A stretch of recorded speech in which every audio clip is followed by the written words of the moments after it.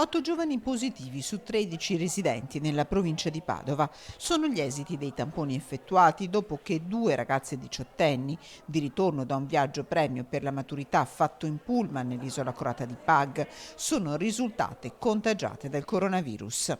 Febbre alta per una di loro, sintomi manifestati già il 1° agosto, giorno di rientro dal viaggio. Contagiata dal virus anche l'amica. Un viaggio organizzato da un'agenzia di Brescia che coinvolge varie ULSS nella nostra regione, quella di Verona, per un totale di 24 giovani veneti tra i 18 e i 20 anni.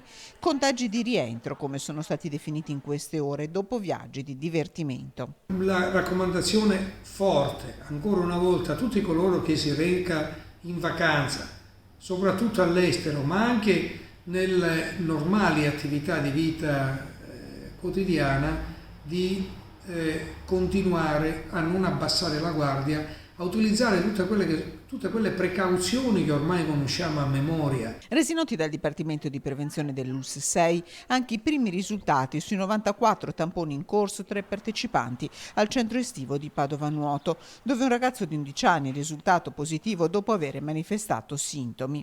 5 i bambini positivi, l'11enne e 4 amici. Mancano ancora da analizzare 26 tra operatori e bambini che saranno sottoposti a tampone nei prossimi giorni. Il centro estivo rimane chiuso, precisa la direzione generale dell'ULSS 6, è invece aperta la parte non adibita al centro estivo degli impianti sportivi perché le due attività non hanno mai avuto contatti diretti.